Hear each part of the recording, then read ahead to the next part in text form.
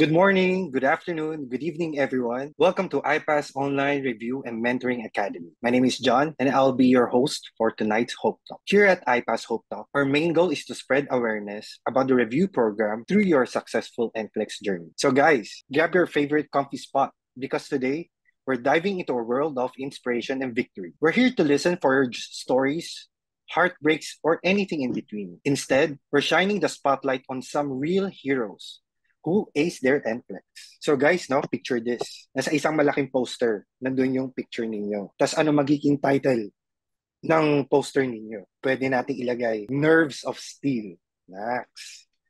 Parang pinalitan natin yung Superman na Man of Steel, no? Pwede rin natin ilagay, That Sweet Taste of Victory. So guys, get ready to be blown away by the determination and sheer awesomeness of our nursing champ. So kick back, grab some snacks and coffee, and let's celebrate these incredible success stories together. It's time to get inspired, motivated, and I'm pleased to present to you our newest NGN passer, Miss Valerie Joy. Thank you po. Good evening po, sir.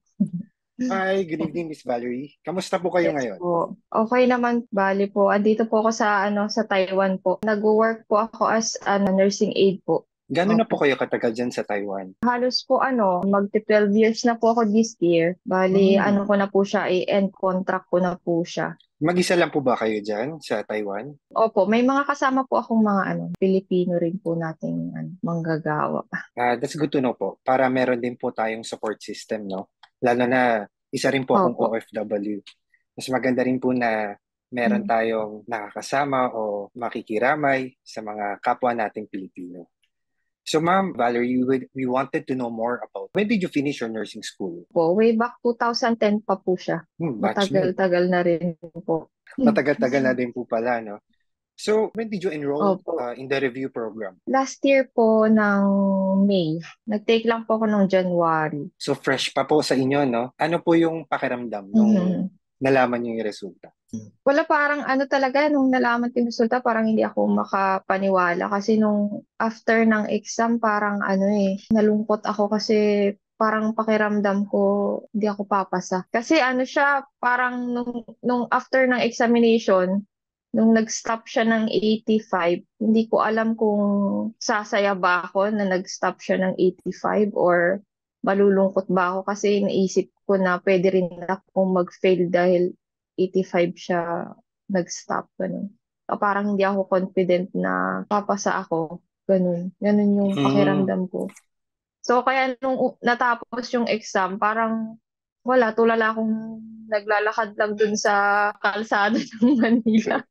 Nag-ikot-ikot lang ako, ganun. Sabi ko, tumawag na ako sa bahay, sabi ko parang hindi ako papasa, ganun. Pero lahat sila sinasabi nila na hindi yan, pasado ka, ganun. Kaya parang, yun yung pakiramdam ko. Wala akong hindi ko talaga siya in-expect na kan. Although, na-manifest ko na siya last year, napapasa talaga ako. I mean, that's good po, no? Naging positive din kayo kahit papanong resulta ng iyong magiging exam. And it's really important na minamanifest natin yung mga bagay na gusto rin natin.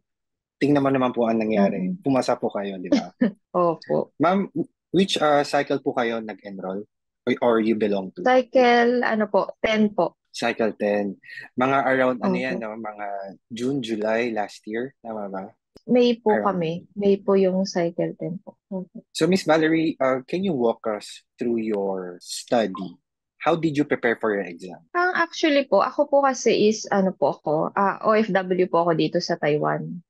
Tatrabaho po ako na nursing aide. Tapos po, panggabi po ako. 12 hours po ang aking work po dito sa Taiwan. So, nung naisipan ko, actually yung pagtitake ko ng na to, ng NCLEX, parang siya, awakening sa akin. Kasi parang naisip ko na ang tagal ko na nagtatrabaho na nursing aid. Tapos parang naisip ko na matatapos na yung kasi actually 12 years ang ng Taiwan eh. After 12 years mong nagtrabaho dito, parang wala na, hindi ka na pwedeng magtrabaho, hindi ka na pwedeng bumalik, ganyan. So parang naisip ko na 12 years parang hindi pa rin ako parang stable ganun.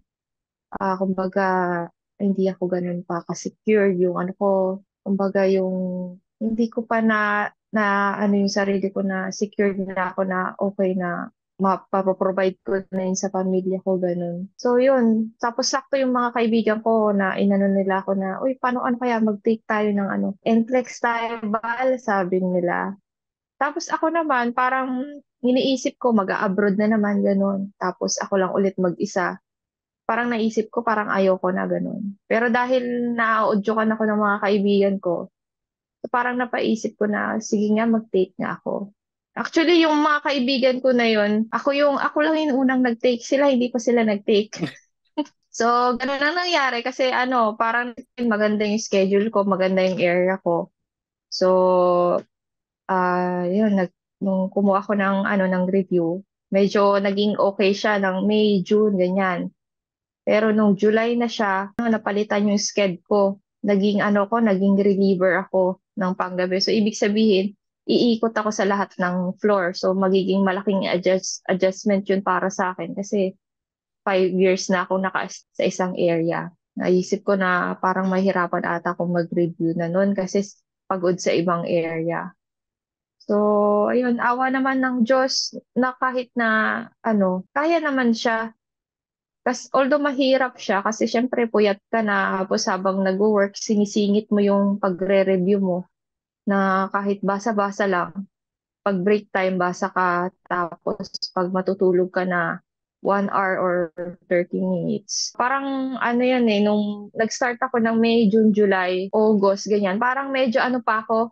Kasi ang goal ko kasi is dapat 2023, dapat pumasa na ako ng NCLEX. Yun yung goal ko. So, nung dumating na yung ko na parang eligible ko to take exam, mga siguro October na yan. Doon na ako nag-start talaga na magseryoso na talaga na yun na, mag-focus na. Kasi dati, yung review ko, nagre-review ako, gumagala pa ako, nag-exercise pa ako.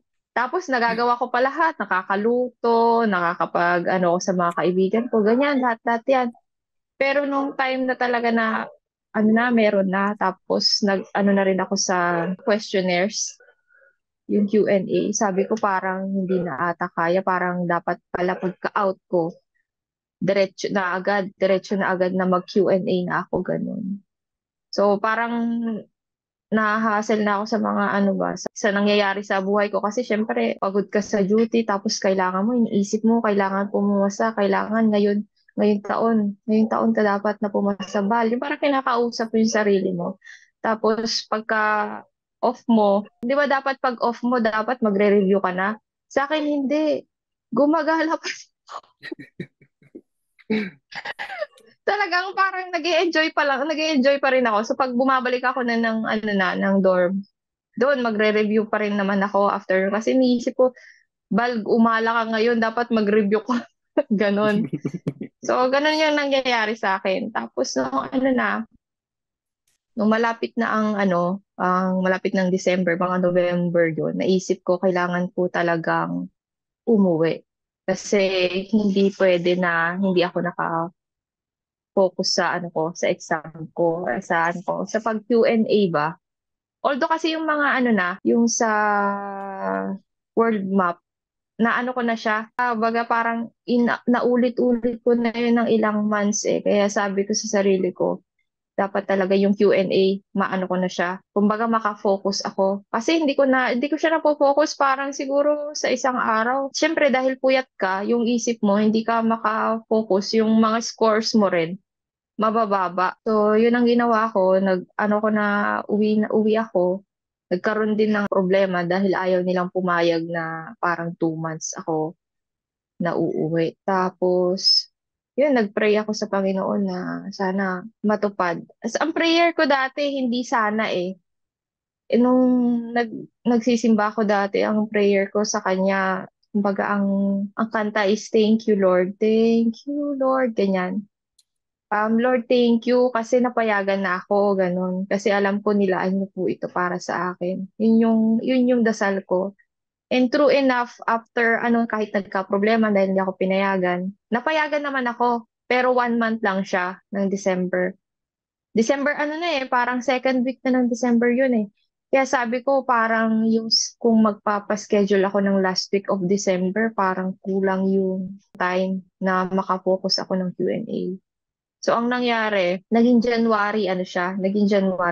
So, yun, parang naano ko na, hindi man sa plan ko, pero sa plan ng Panginoon, yung nangyari. So, yun, okay naman siya. So parang halos 2 weeks lang talaga ako naka-focus talaga na review lang. Actually, ano yun eh, Christmas saka New Year. Nagre-review ako. Alam niyo ba yun yung, syempre kailangan mo mag-spend ng time sa family mo. Pero at the same time, after kayong magkakaroon ng halimbawa gathering, maya-maya dun ka na naman sa review center. May mga time pa nga na kapag kahit sa tricycle lang, pupunta kami ng palengke kasi gusto nila akong kasama. Nag-answer ako ng Q&A sa sa tricycle. 'Di ba traffic sa Pilipinas? Ang tagal kong di umuwi. 5 years ata akong halos hindi umuwi ng Pinas. So parang talagang naano ko sa tagal. Nag-Q&A ako sa nanhihinayang ako sa time kasi iniisip ko malapit na yung exam ko, ganun. Pati kahit pag sa mall, pag naghihintay kami ng pagkain, andun ako sa may lakaran ng sa hallway. Nakaupo ako diyan, nag-Q&A ako. Kaya parang wala talagang nasayang na oras nung nag-focus ako ng 2 weeks. Kumbaga parang pag naano mo na mindset mo na sa isip mo na, kailangan mong mag-focus ngayon kasi dapat one take ka lang. Hindi ka pwedeng mag-second take. Yung baga, yung effort mo, yung pera na ginastos mo, yung time, yung mga mo ba, mga pag-iisip-isip mo lagi everyday na dahil nga kailangan mong pumasa, ganun. So, ganun yung nangyari. Basta matutulog ako noon ng maaga, magigising ako ng 1:00, 2:00, tapos parang na agad yung utak ko, nagigising siya. Magki-Q&A na ako niyan hanggang umaga. Ganun, tuloy-tuloy lang. Ma'am, na-share niyo po, Mm. no, dyan sa Taiwan, 12 hours of work Mm. kayo daily. How do you plan your study time po? Ano po siya, sir? Halimbawa, papasok po ako ng work. 'Di ba po ang schedule po ng IPAS is 7 tapos 8 nag-start na po yung klase po, 'di ba? So sakto rin po siya. So papasok po ako ng panggabi. So, yun, mag-headset po ako sa duty. So habang nag-work po ako, pinapakinggan ko po yung Wow. lecture. Tapos syempre kapag dahil nakafocus ka sa trabaho, hindi naman lahat yun ma-absorb ng utak mo eh. So ang nangyayari sa akin kapag ka ganun, kinabukasan yan, nung dating hindi pa ako nagki-Q&A, uulitin ko ulit yan na yung talagang Mm. yung isip ko is nakafocus siya sa lecture, ganun. Kaya doon siya nare-retain. Ganun yung ginagawa ko. Tapos pag break time ko naman, talagang sacrifice ko na, hindi talaga ako nanonood na ng Netflix. Although nag-aano na ako, nagti-TikTok pa rin ako parang halimbawa 5 minutes. Siyempre, 'di ba parang naboboring ka na dahil aral ka ng aral. So, unting TikTok. Minsan nga nagpo-post pa ako ng TikTok kahit busy-busy ako. Hindi rin halata talaga sa akin na na meron akong ginagawa. Pati mga kasama ko, hanggang ngayon, hindi nila alam kung anong ginawa ko sa Pinas nung bigla akong umuwi eh. Kasi nagtataka sila. Kasi syempre, end contract na namin next year. So iniisip nila bakit ako uuwi. Anong reason? So talagang lang talaga. Wala akong masyadong pinagsabihan na magte-take ako kasi para wala ring ganun ka pressure sa akin. Ganun siya. Tapos pag break time, tapos pag after ng work ko, review pa rin ako before matulog. Ganyan yung nangyari. Naging consistent lang talaga ako sa pag-aaral kasi mindset ko siya na kailangan isang beses ko lang matake tong board na to, parang kahit na iniisip ko na ang daming bumagsak sa exam. Pero yun, iniisip ko na kumbaga kung nag-ask ka sa Panginoon, ibibigay naman yun sa'yo kung talagang pinagtrabahuan mo. At kung hindi man naibigay, in time talaga. So, mapalad lang siguro rin ako dahil siguro talagang in time talaga, time ko na talaga rin siguro yung panahon na to. Nasa sobrang tagal ko rin nagtiis dito na, alam mo yon na parang nurse naman ako, pero nagtiis ako na maging nursing aide ako. Pero hindi ko naman nilalang yung nursing aide kasi maganda rin naman trabaho siya. Yun po. Mama, I also noticed, no, parang kinompose mo na yung sarili ninyo before you take the Opo. exam. or before even you Yes po. study the exam. You know when to rest, you know when to Mm-mm. study. Mm-mm. Tapos, ang nangyari, ilang months po ang preparation ninyo for this Halos ano po, 8 months po siya kung 8 months, ito-total ko ng May po. Pero yung talagang focus na ako siguro, siguro 3 months. Kasi October three pa lang months? talaga ako, as in talagang ano na meron na akong eligible na ako na mag-take. Pwede na. Yun. Mm. Yun And na you also talaga. mentioned po, no, yung roadmap po ang ginamit Opo. nyong Opo. review materials po. Any other materials did Yes. you use po? Actually, nakinig lang po talaga ako na sabi na, di ba sabi po ng mga coach natin na dapat wag kang maraming wag kang maraming inaaral. Magugulo ka eh. Although meron akong mga sa YouTube ba, yung manonood ka pagka hindi mo naiintindihan yung topic, ganyan. Yun, pinapanood ko siya. Pero other than that, wala. Lectures lang talaga. Saka yung roadmap, okay na yun. Kasi lalo pag ang kinuha mo is UWorld po kasi yung kinuha na Q&A. Halos yung UWorld, nakaano siya sa roadmap. So kapag hindi mo mandi ka puro kumbaga may mga mali ka sa roadmap ay sa UWorld na mga questions. Balik ka lang dun sa concept ng sa roadmap na hindi ka pa ganun ka master. Ando dun lang siya. Ando dun lang yung mga dapat mong i-master pa.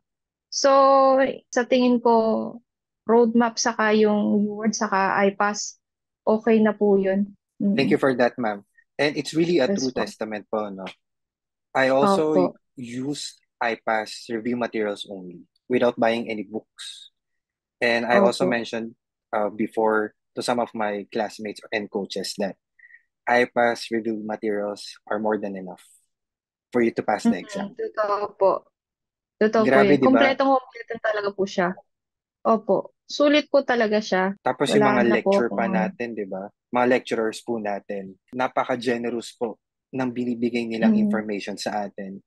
Imagine, mm, they are sharing their real life experience for us mm. para malaman natin kung ano nangyayari on the other side of the world or the country. Tapos Opo. nai-imagine na natin yung sarili natin, no? Sa situation nila. Next Mm. time tayo naman yung mag-share ng knowledge to our classmates and Opo. to the future Yes po. USRNs, di ba? Opo, naano ko nga po yan. Yung pagka nanonood ako ng Hope Talk dati, lang, galing, sana, yung pag inaano ko lang na sana ako din yung makapagsalita rin dyan. Tapos parang hindi ako makapaniwala na ngayon nagsasalita ako dito sa harapan ko ninyo. Opo. Ang ganda lang ng feeling naman pag nandito ka na sa Hope Talk. Opo. Parang isa rin yan sa Opo. mga achievement pagka Mm-mm. pasa mo na exam. Parang, okay, check NGN. Opo. Check Hope Talk. Next. Di ba? Ang Mm. sarap lang sa feeling, di ba? Nang na-share mo rin yung Mm. stories mo. And I really do appreciate yung pag-share niyo po ng stories niyo. Naka-experience po ba kayo ng mabibigat na challenges all throughout your study? Yes po, syempre. Talagang last year po is parang roller coaster siya. Ng lahat siguro ng na-experience ko siya. Pero at the same time, yung grace ng Panginoon po sa aking buhay is parang mas nanaig po siya sa aking buhay. Pagka first, ang una niya nung mga unang taon ng ano ko is parang meron akong mga naging kaibigan na nag-betray sa akin. Pangalawa Mm. is yung partner ko is kumbaga nagkahiwalay. Karoon kami ng mga na hindi na kami okay. Pangatlo naman is yun nga yung naisip ko na parang yun nga yung sabi ko naging awakening siya sa akin na parang naisip ko nandito ko sa Taiwan. Ganun yung parang walang nangyayari. Hindi yung secured yung yung future ko dito. Ganun. Pagka uuwi kami, may makukuha kaming pera. Pero yun na lang yun. Hindi kagaya kung maging nurse ako sa US na after kong magtrabaho, pwede akong magkaroon ng ng pension ko, di ba? So, yun, wala siyang kasiguraduhan. Pang-apat na na-realize ko sa tagal ko na nagtatrabaho dun sa kumpanya ko, nung nagpapaalam ako na sinabi ko na magte-take ako, na imbis na suportahan ako is parang parang hindi ko alam kung against ba sila or parang merong bang inggit dahil nga magte-take ako kasi syempre ikaw ano ka ang tingin nila sa ano ka lang dito, nursing aid ka lang dito tapos magte-take ka ng NCLEX. Kasi syempre yung mga iba doon is nurse sila sa Taiwan, dito sa Taiwan. So yun yung mga naano ko din. Tapos yung parang hindi ko na ano yung appreciation ba na kahit nagtrabaho ko ng maayos, ganyan. So yun, ang mga naano ko nung last year. Tapos ano pa ba? Financially din kasi ako yung nag ano sa ano ko sa exam ko eh. So puro rin ako ano din, puro out din talaga yung financial ko last year. Yun. Tapos yun pa, yung imbis na sana dito na lang ako magte-take kasi yung pinapakiusap ko na kung pwede ako payagan na dito na lang din kasi pwede naman dito lang din para hassle-free na rin sa akin ba. Hindi rin nila ako pinayagan. So ang nangyari, dahil gusto ko na pumasa talaga dito sa exam, wala akong choice talaga, umuwi na lang talaga ako. Ang bala ko pa nga dati kung talagang hindi nila ako papayagan na umuwi saglit. Uwi na talaga ako, hindi ko na balak talagang bumalik. Kasi iniisip ko, ano na ako, ano na lang ako. Ayoko na talaga ganun. So ganun naging nangyari. Tapos syempre panggabi ako, nung umuwi ako ng Pinas, nag-adjust pa ako sa ano ko din. Syempre nahihilo-hilo ka dahil umaga ka nagre-review, ganyan. Ganun yung nangyari sa akin talaga. So lahat-lahat parang na-experience ko siya last year nung ano. Pero kahit na-experience ko siya, parang pakiramdam ko parang magaan talaga yung mga nangyari din. Kasi kahit na ganun yung nangyari, parang hindi hinayaan ng Panginoon kung ano yung plano niya sa akin na ano talaga siya, ma-accomplish siya. Parang nagkaroon siya ng testing sa faith ko na, oops, hindi ka mapapayagan. Anong gagawin mo? Tutuloy ka ba? Titigil ka ba? So, ang ginawa ko, nagpatuloy pa rin ako, nagtiwala pa rin ako sa Panginoon. So, yun. I really admire now, Miss Valerie, your being a strong, independent person you are right now. You never know Mm. how strong you are until being strong is your only choice. Life is tough, Tama but po. so are you. So we have so much experiences that we heard right now. And I know some Mm. of our classmates have encountered or experiencing the same situation right now. But remember, difficult roads often lead to beautiful destinations. Parang ano talaga yan, kapag lumabas na talaga yung resulta, na paid off na talaga. Although nung after ng exam, talagang parang sabi ko nga na parang natulala ako na halos ma-depress ako sa daan. Parang sinabi ko sa Panginoon. Sabi ko, Lord, ginawa ko yung best ko. Ganon. Lord, ayoko pong ma-experience yung second take kasi hindi ko pa po yun na-experience. Sana hindi ko po yun ma-experience, Lord, sabi ko. Kaya nung lumabas yung kasi inisip ko na, Lord, alam niyo naman po yung nangyari sa akin last year. Kumbaga yung effort ko, yung time, yung pain, ganon, yung iyak ko, ganon. Yung mga sacrifice ko, Lord. Sabi ko, Lord, kapag kababagsak ako ngayong pag-take ko na to, parang hindi ko kaya ulit mag-take na ulit. Parang ganun yung mga naiisip ko na. Kasi syempre, hindi, parang, kasi yung exam is, siya eh, kung aanin mo siya sa U-World, mas mahirap pa yung U-World kesa sa na talaga, yung exam na talaga. Although hindi mo talaga alam, kumbaga sa four na choices na yun, yung sa two choices, hindi mo pa rin alam sino kayang pipiliin ko dito sa dalawa na to. So, tricky talaga siya. Yun siya. Magaan yung questions, pero yung pagpili mo dun sa dalawang choices na matitira sa list mo, parang hindi mo alam kung yun talaga yung sagot. Dinala mo kami sa moment mo, ma'am, no? The moment na natapos yung exam ninyo, Mm-mm. parang lutang ka. Mhm. Pagkababa mo Lutang ng talaga. person view, lutang, di ba? Hindi mo alam kung saan ka Oh, pupunta, hindi mo alam kung anong mm-mm. gagawin mo, kung kakain ka ba, magmumukmo ka ba, Opo. di ba? Talaga, Ay, hindi ko, undecided po ako sa kakainin ko po dahil sa kakaisip ko na kung, hindi ko alam kung gusto ko bang matulala, umiyak, ganun. Ganun yung pakiramdam ko nung natapos yung exam. Sabi ko, biglang nag-shutdown yung computer ng 85. Tulala ako eh. Tapos kinukuha na nung ano, yung ano ko yung ID ko, binibigay na yung passport, ganun. Sabi ko, sir, tapos na po. Sabi ko, bakit po nag-shutdown? Sabi ko, ganun yung sabi ko.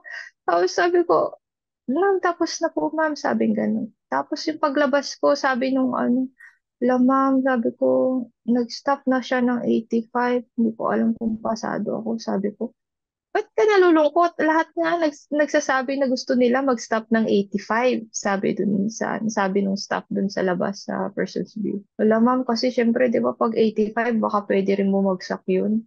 Negative yung ano ko, negative kasi yung iniisip ko. How many days po bago lumabas yung result ninyo? Parang 3 days po ata, or Three 2 days. days. Opo, kasi Pero, 5 po ako nag-take, tapos 8 siya lumabas. Hapon din po kasi ako nag-take eh. so Miss Valerie, take us to the exciting part, no? So the moment na nalaman ninyo yung result, ano po yung scenario? Ano po niyan, nung day na yon na 8, kasi iniisip ko na sabi ano eh, parang 78 hours pa? 78 48, hours. basta ganun, di ba? Kaya inisip ko kasi nung 7, di siya lumabas. Sabi ko na sigurado 8 lalabas yun, sabi ko. Tapos ang nangyari kasi yan, sasamahan ko yung pinsan ko na magpagupit. Tapos, nag-check ako ng email, nag-message si iPass. Ang message niya is yung confirmation ng payment. Tapos, ang nangyayari na dyan, parang ano na, alam nyo yung ano, yung kinabahan na ako bigla na hindi ko alam kung gusto ko bang mag ano sa CR or ano. Yung gano'n, yung kaba, hindi ko ma-explain. Tapos sabi ko, ay, ayoko munang mag-check ng email. Ito na yun, lalabas na yung resulta. So, nung mga ano na yun, mga alauna yun, hindi ko na chinek yung email. Sabi ko sa sarili ko, ayoko mag-check kasi baka mamaya, negative yung ma-receive ko ngayong araw na to. Ganun. So, hindi ako nag-check. Tapos, mga 6 na, nung pauwi na kami, may nag-email kasi na basta hindi siya iPass. Tapos, chinek ko siya. Teka, check ko nga to kasi baka ano to, sabi ko. Tapos, pagka-check ko, meron dun sa taas niya is iPass. Nag-confirmation siya, nakalagay congratulations, ganyan. Tapos pagka-enter kong ganyan, as in, binasa kong ganyan, binasa ko ulit, binasa ko ulit. Kasi hindi ako makapaniwala. Inisip ko, tama ba nasisigaw ako? Ganun. Tapos yun, nung sumigaw ako na pasado na. Nagulat sila sa nagulat yung mga tito ko sa yung pinsan ko sa sasakyan kasi bigla na lang ako sumigaw. Pasado na ako, sabi ko. Ganun yung nangyari po. Tapos yun, binigay ko sa pinsan ko kung pinabasa ko kasi iniisip ko baka namamalikmata lang ba ako, totoo ba, ganun. Ay sabi ko, basahin mo nga ulit. Sabi ko, basahin mo nga ulit yung kung totoo, kung pasado ba talaga ako, sabi niya. Oo ate, sabi niya, pasado ka talaga, sabi niya. Kaya yun, doon na ako yun nga, pasado ako. Ganun. Hindi ako makapaniwala. Sa totoo lang, yung pagpasa ko, parang hindi ko siya although may part sa akin na pinaghirapan ko naman talaga siya. Pero nung sa exam, siya talagang pagharap mo sa computer, parang magsha-shutdown yung utak mo. Na iniisip mo yung mga inaral mo parang nawala. Ganon yung pakiramdam. So, nung nag-take ako ng exam, number 1 pa lang, hindi ko na alam yung sagot. Sabi ko, ano tong interdisciplinary na to, hindi ko to naaral. Nursing research siya agad. So, wala. Pindot lang ako, ganun. Actually, ang tagal kong nag-exam eh. Ang tagal ko, alam mo ba, 60 items pa lang ako. 2 hours na ako, 60 items pa lang yung na-exam ko. So, nung na break time, sabi ko 60 items, Lord, sabi niyo, sabi ko, Lord, alam ko ipapasa mo ko, 'di ba? Kasi yun yung pangako mo sa akin, ganun.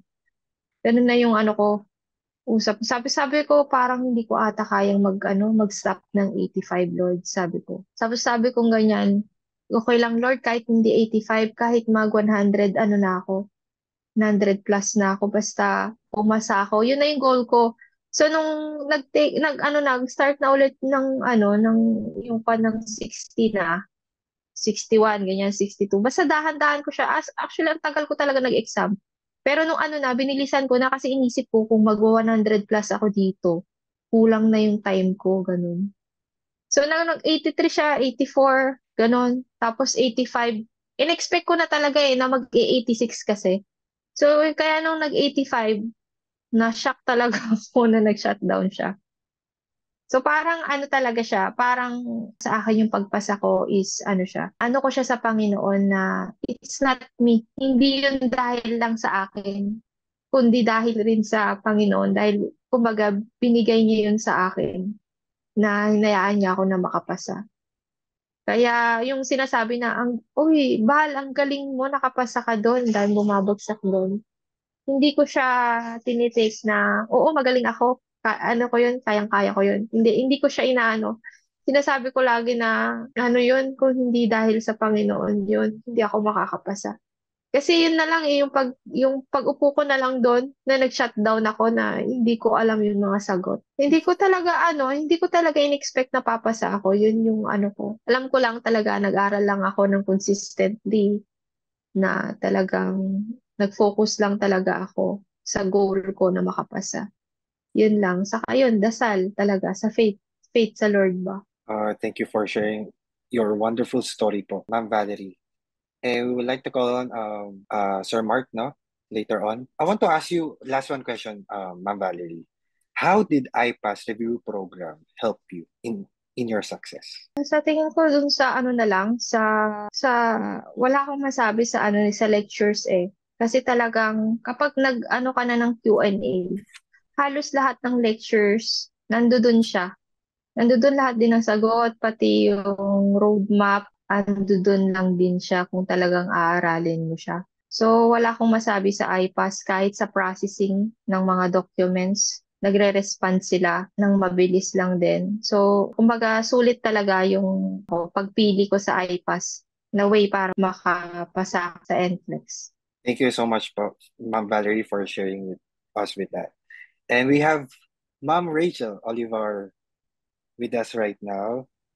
Hi, Ma'am Rachel. Hi, Sir John. Supporting lang kami dito ni Sir Mark. Supporting ni Sir John. That's Thank you. there. So, Thank you. we are full force. Kami dalawa ni Sir Mark to support you. And actually, I was listening to you, Ma'am Val, from the time that you started your Hope Talk, and I really appreciate that you had the courage to take the examination. You had the courage to aspire more and be able to reach that Opo. progress in your nursing career, because you mentioned that you had 12 years of experience already Yes po. first aid, and then it came to the point that you realize there is something that I can still achieve more. So Mhm. you should have that ambition as to what level of career do you want to achieve in your life, so that there's something that you can achieve, and at the same time, this is not just for yourself. Definitely this is for the members of your family. Definitely this is for the children that you have. So as what Ma'am Val mentioned to us earlier, it's something about security that she's really concerned of. That's why she Mhm. Yes took po. the examination and had really so much faith on this goal. One thing that I admire the most with you, Ma'am Val, is that the moment that you started your NCLEX processing and your NCLEX review, you have already that goal in mind that, okay, this 2023, I should be able to make it no matter what. And that is Opo. the thing that I want to highlight, because, you know, when you start your processing, you should already that mindset, that goal. What do we want to achieve after all of these things? Definitely, we want to be able to succeed on this goal. But at the same time, when we are going to journey through this NCLEX, there are a lot of trials that we are going to encounter, a lot of challenges that we need to surpass. So having that solid why in your mindset, having that clear vision, what do you want to achieve, is something that will give you a fuel the moment that you will encounter any challenges. And I know that we Filipinos and even other nationalities, we are really that faith. We are known for being religious. And this faith in you is the thing that also strengthened you during those times that you encountered those challenges. So, kahit marami Yes po. tayong pagsubok, Ma'am Val, no, na na-encounter, andun pa rin yung determination natin. Andun yung courage natin na, andun yung courage natin na i-pursue kahit ano yung iniisip na yung iba, no? Those are Opo, opo. things that you have mentioned. So, continue doing that. Continue being courageous with whatever goal that you have in mind. Because I know that if Yes po. Balma was able to make it, Ma'am Vali was able to make it, every one of you, we are very confident that you can also make it. So, but it's not just only faith that will be needed here. You also have to work out. You have to Yes, work what hard. things that you need to do. So, ayun, just continue doing that, Ma'am Val, because we know that you can achieve a lot. And for all of those, our students or our clients, continue dreaming big. Okay? Mhm. You have so much potential in yourself. You just have to dream big and make it happen. So, Yes kayang-kaya. po. Over to you again, Sir John. Thank you Thank po. you, Ma'am Marisha, for the good words para po kay Ma'am Valerie. And we also have Ma'am Jamie Robbins. Hi, Ma'am Jamie. Hello guys. Hello po, Good evening. ma'am. Okay. Hello mo Valerie. Ayan. Hello po, Umaga. ma'am. Mark, hello Sir John, and Ma'am Valerie, congratulations again. And you know what? Thank I you po, never ma'am. never doubted that she will make it because I have seen her the courage talaga na kailangan ng isang estudyante to pass this exam. And she never stopped to dream big. And I told her, never stop achieving your dreams, right? And then when she was having Opo. hard time po, so she was attending coaching, but if she was having hard time, sinasabi ko sa kanya, remember what I told you? Imagine yourself 3 to 5 years from now once you pass the exam, right? So that is to give you more Opo. inspiration na ay oo, this is temporary lang. So ayun, you just have to believe in yourself guys all the time, just like what Ma'am Valerie did. Because if you believe in yourself, you are moving the forces of the universe to achieve your dreams. Congratulations again, Ma'am Valerie. Tama po, tama po. Di Thank ba? you po. Thank you po, ma'am. Thank you, Ma'am Jamie, for the kind words to Miss Valerie. And before we let you go, Ma'am Valerie, we would like to present to you your IPAS certificate. For successfully passing the NCLEX RN examination, this serves as a proof that Valerie Joy Pagar is a safe nurse based on the USA Standards of Nursing Practice. Signed by Mr. J. Padong and Mark Zaspa. Nax, may certificate na tayo, ma'am. Sa wakas. Sa Parang wakas. tinitignan ko lang dati yung mga nag-hope talk. Ngayon ako naman. Oo nga eh. According po sa mga classmates, no, mga nag-chat, sabi nila napaka-inspiring daw po ng kwento ninyo, Ma'am Valerie. And joining Sila na us rin po next. later on, no?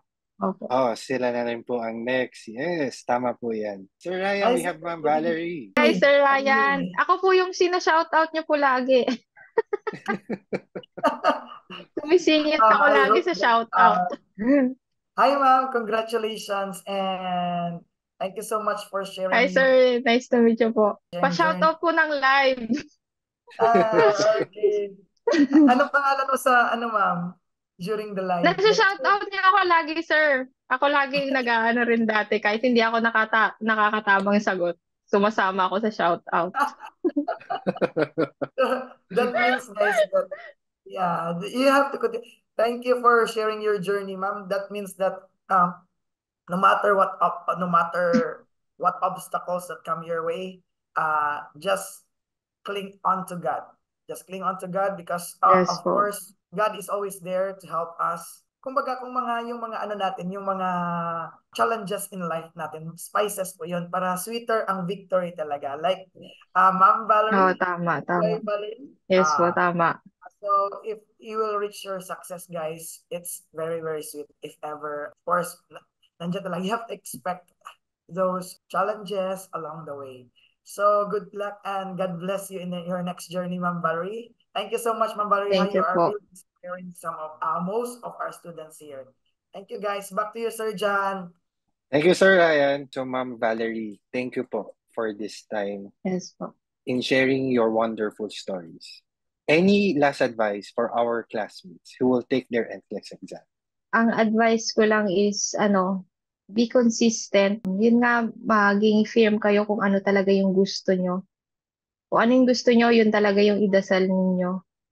Tapos, maging consistent, take action, yung focus pa. Prayer always. Kasi at the end of the day, kapag kayo lang kahit na nandiyan dyan ang nyo, ang family nyo, darating talaga sa point na ikaw at Panginoon lang yung kasama mo. So may mga time talaga na mag-Q&A kayo, na madidepress kayo kapag sasagot kasi ang baba ng scores nyo. Naiisipin nyo na kaya nyo pa bang pumasa. Pero okay lang yun. Okay lang talaga yun na ma-experience nyo yun na madadown kayo, na ma-anxious kayo. Mag-stop lang kayo, mag-pause lang kayo saglit, pero ituloy nyo pa rin yung goal nyo. Huwag kayong hihinto hanggat hindi nyo makukuha yung goal nyo. So, yun yung ko lang yun yung ko. Saka nakinig talaga ako sa sinabi ng coach na dapat yung mo is lang, wag masyadong marami ang mga inaaral, focus ka lang, maging consistent ka. Kumbaga parang wag niyong mamaliitin yung mga oras na inaral nyo, kahit 30 minutes lang yan, pero consistent kayo. Meron niyang contribution yan sa pagka magte-take na kayo ng exam. Walang mawa-waste ng time pagka talagang nag-invest kayo ng time, effort ninyo sa isang bagay na gusto niyo. Yun, sa tingin ko yun yung mga yun yung mga natutunan ko sa sa pagte-take ko ng exam. Okay lang ma-depress, okay lang ma-anxious, okay lang na malungkot, na yung baga ma-feel nyo sa sarili nyo na hindi kayo magaling, na hindi nyo kaya. Okay lang yun. Basta after nyo maramdaman yon, magpahinga kayo, magdasal, maniwala kayo sa Panginoon pa rin na kaya niya kayong ipasa. Yun. At yun, magugulat kayo na may napuntahan yung lahat ng paghihirap ninyo. Thank you for sharing. iPass processing made easy for you.